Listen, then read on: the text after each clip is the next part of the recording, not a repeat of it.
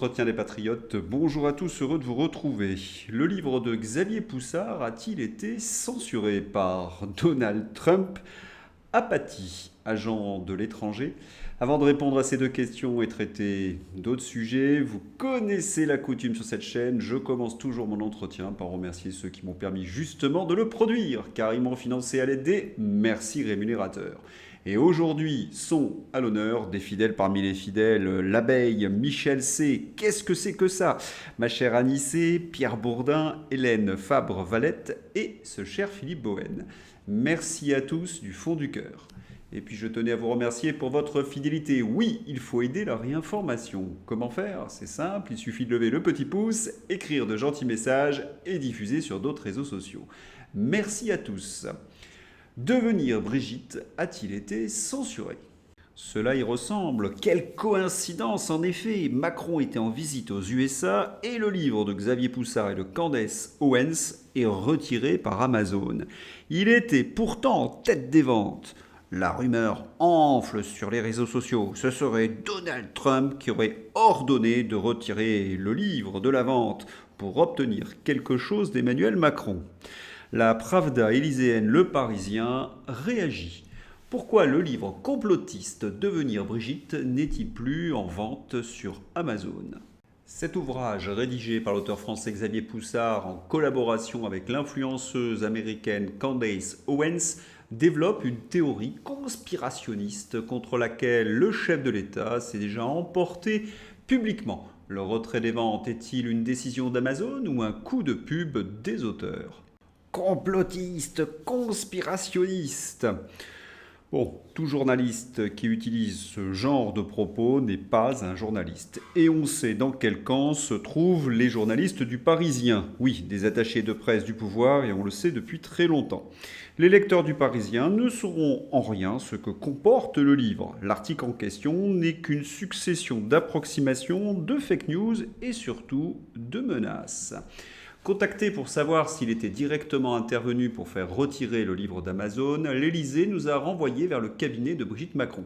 Ce dernier assure n'avoir engagé aucune procédure visant à faire retirer ce livre des ventes, tout en reconnaissant que la Première Dame avait déjà déposé plainte pour cyberharcèlement ou diffamation au sujet de cette fake news.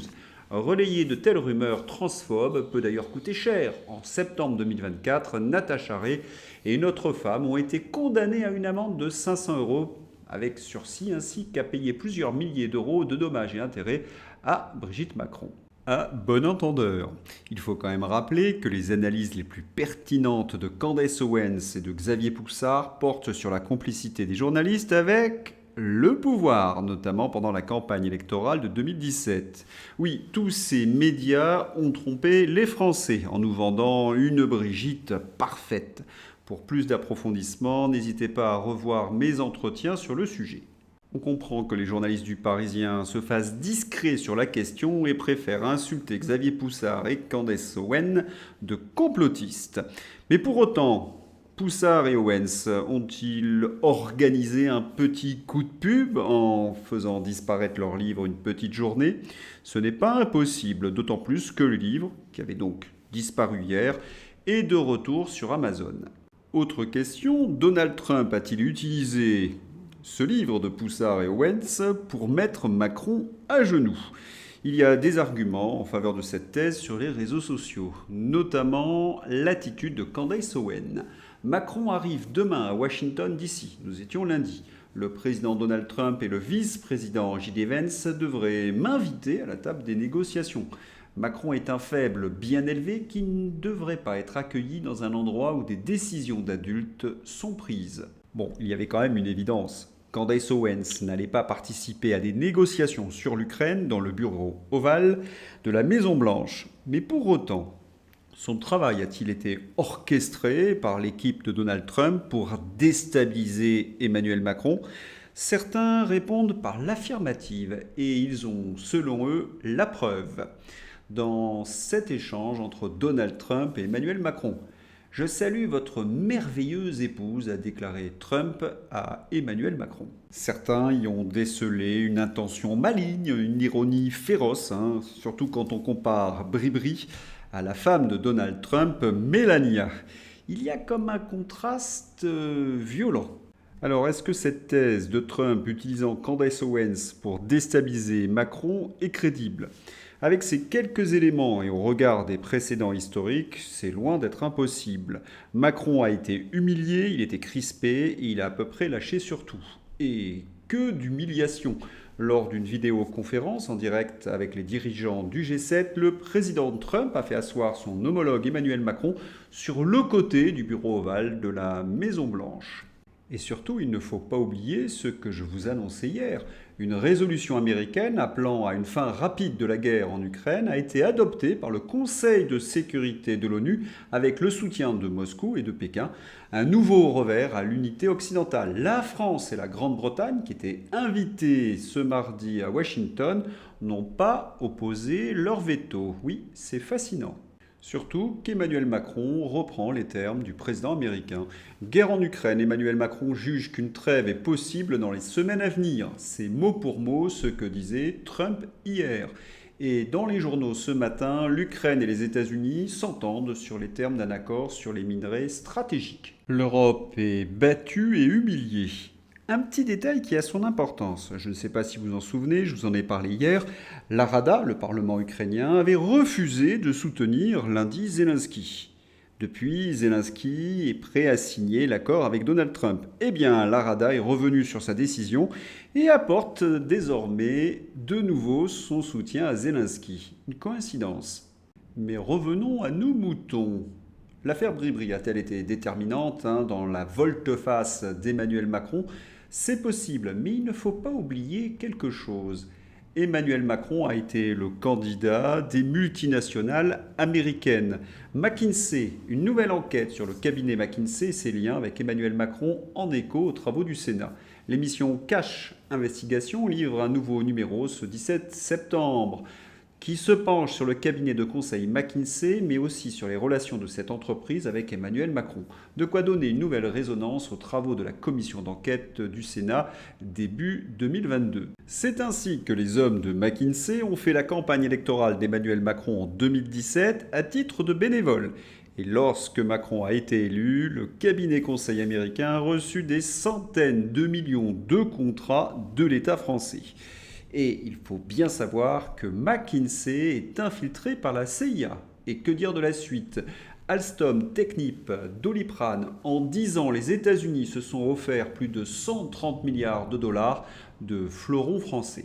Ce n'est pas un scoop, Macron a toujours été le cheval de Troie des multinationales américaines. Il n'y a pas que McKinsey, il faudrait aussi ajouter Uber, Soros. Donald Trump avait donc des arguments pour obtenir ce qu'il voulait d'Emmanuel Macron. Sur la 5, on évoque pudiquement ce qui s'est passé à Washington. Emmanuel Macron a dû se rendre compte en arrivant à Washington que la seule possibilité qu'il avait, c'était de choisir la couleur de l'emballage de l'accord. Il s'est reçu en pleine face à ce que Donald Trump a dû lui apprendre. L'accord est quasiment signé. Soyons plus précis, Macron est au courant depuis de longues semaines. L'objectif du président était de la com faire deux pitreries pour qu'elles soient développées par les journalistes de cour. Et oui, faire apparaître Macron comme celui qui résiste à Trump alors qu'il vient de faire volte-face. La propagande sans limite. Ce matin, je prends un café, nous dit Mike, au comptoir d'un bistrot parisien et les commentaires concernant le voyage de Macron en Amérique sont « T'as vu comment notre président tient tête à Trump? C'est à être fier d'être français. » Je ne sais plus quoi dire. Voilà, avec deux images détournées complètement hors contexte, quelques journalistes aux ordres, j'y reviendrai dans ma page Fantasy, vous obtenez ce résultat. Et pendant ce temps-là, Emmanuel Macron peut continuer son travail de destruction de notre pays. Alerte Info, après avoir fait passer sa constitution en dessous de celle de l'Union européenne, malgré le référendum de 2005, c'est dorénavant la dissuasion nucléaire de la France qui est dans la ligne de mire pour être à contribution de l'Europe. Qui va s'opposer à cela ? Pas nos députés européistes et germanophiles. Le chancelier Merz veut la même chose. Il veut reprendre cette vieille idée allemande, déjà exprimée en juillet 2022 par l'ancien ministre des Finances Schäuble. Dans notre propre intérêt, nous, Allemands, devons fournir une contribution financière à la puissance nucléaire française en échange d'une dissuasion nucléaire conjointe. En échange d'une dissuasion nucléaire conjointe.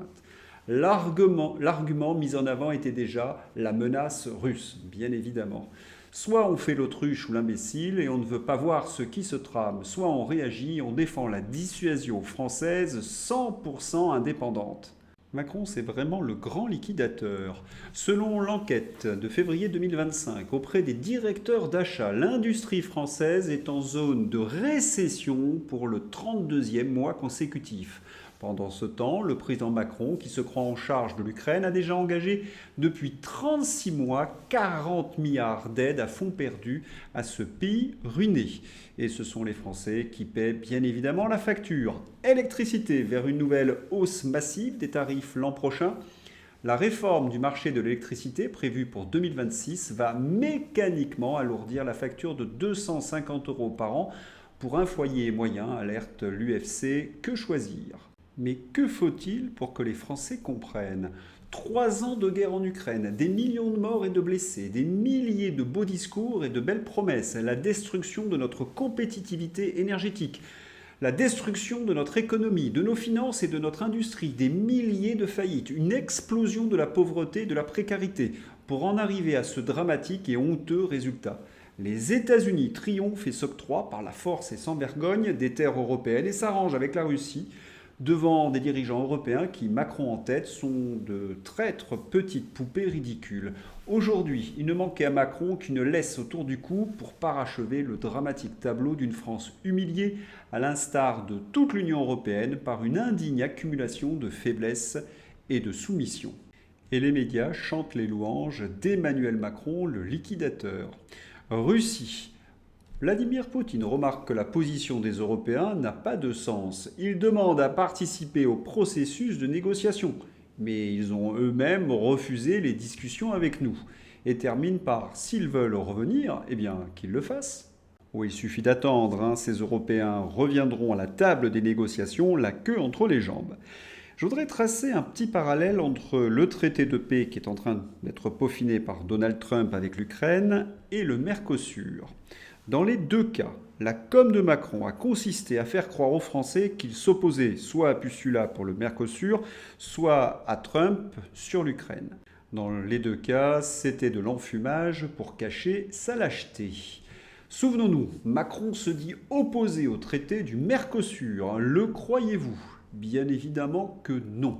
Van der Leyen a signé le traité de libre-échange déloyal du Mercosur, nous rappelle Dupont-Aignan.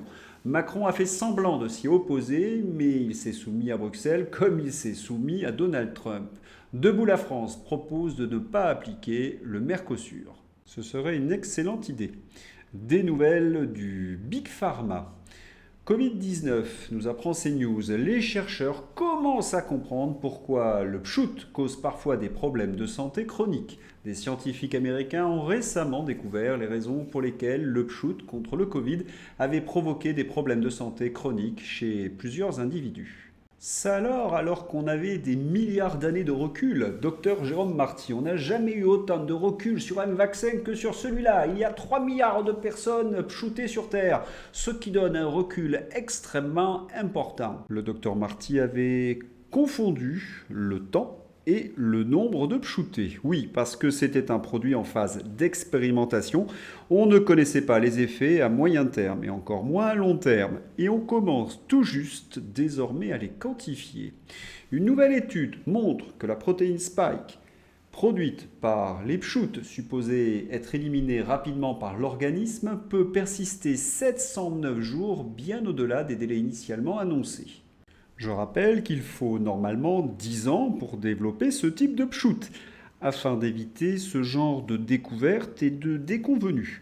Cette décision de justice a-t-elle un lien avec ses effets secondaires ? Pchouts contre le Covid, la Cour de justice de l'Union européenne, une ordonnance était nécessaire et le médecin pouvait les déconseiller. Je rappelle que dans la charte de l'OMS, la vaccination doit être un choix libre et éclairé. L'OMS a d'ailleurs rappelé qu'un avis médical était nécessaire. Vous commencez à comprendre qui vont être les boucs émissaires de la politique d'Olivier Véran et d'Emmanuel Macron? Je pense que certains médecins très fanatiques pendant la pandémie vont regretter leurs propos. Et pendant ce temps-là, à Bruxelles, Pustula. De plus en plus dingue, nous dit Florian Philippot. Mais regardez-moi cela. Pustula explique tranquillement que la liberté d'expression est un virus et que la censure agit comme un vaccin pour l'empêcher de nuire. Il faut bien avouer que le délire total est bien au-delà encore des pires dystopies. Mais ce qui est rassurant au fond, c'est que finalement ces illuminés n'inventent rien. Ils sont bêtement prévisibles. Seule la psychopathologie des populations sauve leur misérable débilité. Comme Macron, Pustula se trouve entre deux feux. Sa responsabilité dans la gestion de la pandémie qui commence à être connue, les contrats Pfizer, et surtout l'humiliation ukrainienne. Seul échappatoire donc pour elle, la censure. ZFE, des nouvelles. ZFE, la colère monte contre l'interdiction des voitures anciennes en ville. Révoltes, pétitions et mouvements de contestation se multiplient contre la mise en place depuis le 1er janvier d'une interdiction des grandes agglomérations à plus de 11 millions d'automobilistes. Et face à la fronde des Français, certains élus reculent. Pollution de l'air sur la zone à faible émission. Montpellier rétropédale face à la fronde des maires des petites communes de la métropole montpelliéraine et même de certains écologistes contre l'exclusion des véhicules critère 3 de la circulation. Un moratoire à la verbalisation a été accordé. La pression paie, surtout à 1 an des municipales. Et les Français n'ont pas le choix. Vu dans la rue, nous dit Alexandre Jardin, 49 790 € pour une banale scénique. Qui peut encore acheter une voiture neuve? Tout le modèle normatif européen, complètement déconnecté, doit être revu. Il a été pensé pour un peuple imaginaire. Le peuple réel restera en dehors des ZFE bannis si vous, les citoyens, vous acceptez cette folie. Mais qui sont les responsables de cet apartheid? Le World Economic Forum et le bras armé, les escrologistes. Tiens, ils font la une de l'actualité. J'ai tout perdu. Sandrine Rousseau avait condamné Julien Bayou. La justice l'a innocenté. 35 tweets à charge, 0 excuse. Instrumentaliser le féminisme pour se débarrasser de son concurrent en interne. C'est à son image minable. Et vous savez ce qu'il y a de plus choquant, c'est que des Parisiens ont voté pour elle 2 fois et l'ont élue. Alors qu'elle a toujours annoncé la couleur, Sandrine Rousseau préfère les sorcières aux ingénieurs, l'arnaque de l'écoféminisme. Et en tant que sorcière et prêtresse de la paresse, Sandrine Rousseau refuse des excuses à Julien Bayou. Non, elle continue à s'acharner. Sandrine Rousseau considère que le classement sans suite de l'affaire Julien Bayou ne clôt pas le débat politique au sein des écologistes. Si l'enquête a été abandonnée pour absence d'infraction, pour la députée, ce n'est pas nécessairement la fin de la procédure. Attendez là, il n'y a pas d'infraction et ce n'est pas nécessairement la fin de la procédure? C'est compliqué là. Loin de faire son mea culpa, celle qui avait accusé Julien Bayou de comportement de nature à briser la santé morale des femmes persiste et signe dans un communiqué publié lundi 24 février sur le réseau social Blue Sky, évoquant la possibilité que l'ex-compagne de Julien Bayou se constitue partie civile. Pour rappel, 2 enquêtes avaient été ouvertes en mars 2024 après les plaintes d'Anaïs Leleu contre l'ancien cadre d'Europe Écologie Les Verts pour harcèlement moral et abus de faiblesse. Et la justice a expliqué qu'il y avait une absence d'infraction. Un complot en somme. Est-on étonné? De pire en pire. Info La Provence, des chercheurs du CNRS derrière l'attaque du consulat de Russie à Marseille. Vous vous rappelez des détonations entendues au consulat de Russie? Un cocktail d'azote et de substances chimiques dans des bouteilles. Eh bien, elles ont été lancées par 2 chercheurs du CNRS. Le début d'année au CNRS est très étonnant. On organise des complots contre X d'Elon Musk, vous vous rappelez du bid Hello Kit X, et on attaque des consulats avec un cocktail d'azote. Le gauchisme, manifestement, cela attaque le cerveau, même des chercheurs. Jean-Michel Aplati fait le buzz. Les propos de Jean-Michel Aplati sont ignobles et sont une insulte au peuple français. Comment peut-il oser dire la France a fait des centaines d'oradours sur glane en Algérie? Mais en quoi les Français sont coupables de la colonisation de l'Algérie? Parce que lorsqu'on les a consultés, ils ont donné l'indépendance à l'Algérie. On se rappelle, en janvier 1961, c'est à l'ensemble des Français que la question de l'autodétermination est posée, et avec elle, celle d'une nouvelle organisation des pouvoirs publics en Algérie. Citoyens français possédant un droit de vote totalement égal aux autres citoyens, depuis la fin de 1958 seulement, les habitants d'Algérie sont également conviés aux urnes. Si leur participation est nettement plus faible, 58% des suffrages exprimés contre 76% en métropole, leur choix va dans le même sens. 69% des votants en Algérie et 75% en métropole approuvent le projet de loi sur l'autodétermination des populations algériennes. Et puis la colonisation, c'est pas les gentils contre les méchants, c'est bien plus complexe, et Jean Sévilla ou Bernard Lugan en parlent très bien. Et puis, ceux qui ont commis des crimes pendant cette période étaient souvent issus des rangs des socialistes. On pense à François Mitterrand, qui a été ministre de l'Intérieur en Algérie et qui a permis la corvée de bois, ou des admirateurs de Jules Ferry. Désigner le peuple français ou les rapatriés d'Algérie comme coupables, au lieu des vrais responsables qui sont avant tout des politiques, est une pratique totalitaire. On peut s'interroger le but de Jean-Michel Aplati. Yveline, un Algérien arrêté après avoir menacé de commettre un attentat et de décapiter des passants. La France a fait des centaines d'oradours sur glane en Algérie, lance Jean-Michel Aplati. Le but, c'est d'empêcher le débat sur ce qui se passe aujourd'hui, sur les OQTF qu'on n'expulse pas, sur Sansal qu'on ne libère pas, estime Gauthier-Bray. Voilà, comme d'habitude, Jean-Michel Aplati use de la terreur intellectuelle, cette fatwa chère aux socialistes pour tuer tout débat. Il faut culpabiliser les Français et leur faire accepter les OQTF, l'invasion migratoire et donc la misère. Et circonstance aggravante, Jean-Michel Aplati reprend le narratif d'un pays étranger sur la France. On sait donc quels sont les intérêts qu'il défend. Allez, c'est l'heure d'ouvrir la rubrique Fantasy avec des champions du monde. Oui, si vous avez un dîner mercredi.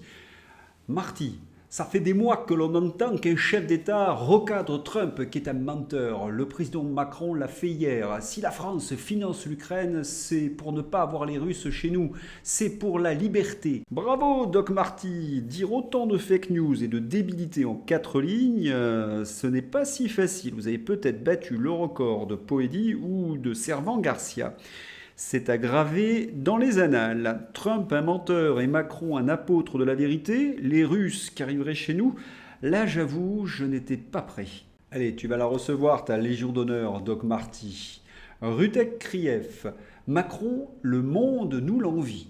On a envie de chanter merci Macron, merci Macron, merci Macron, merci Macron. Quel plaisir de travailler pour vous, on est heureux comme des fous. Facture d'électricité en hausse, appauvrie, faillite des entreprises, humiliés diplomatiquement, j'en passe et des meilleurs. Cela fait plusieurs années d'ailleurs que je répertorie tous les mensonges de Ruth Elkrief. Nous étions en mars 2022 avant l'élection présidentielle. Ruth Elkrief, complice du pouvoir en fonction de l'invité Ruth Aboua ou Cajol. La honte de la profession. Dit Ruth, on sait que tu n'es pas journaliste, juste l'attaché de presse de l'Élysée. Et oui, ta fonction, nous faire gober toute la com pourrie du poudré. Et cela a commencé pendant la campagne électorale de 2017. Et oui, cette main qu'elle serre presque avec jouissance, c'est celle du poudré pendant la campagne de 2017. Le cerveau d'un journaliste fonctionnerait à un niveau inférieur que la moyenne selon une étude. Oui, nous en avons la démonstration aujourd'hui. J'espère que vous avez apprécié cet entretien. Je vous souhaite une excellente journée. À bientôt. Au revoir.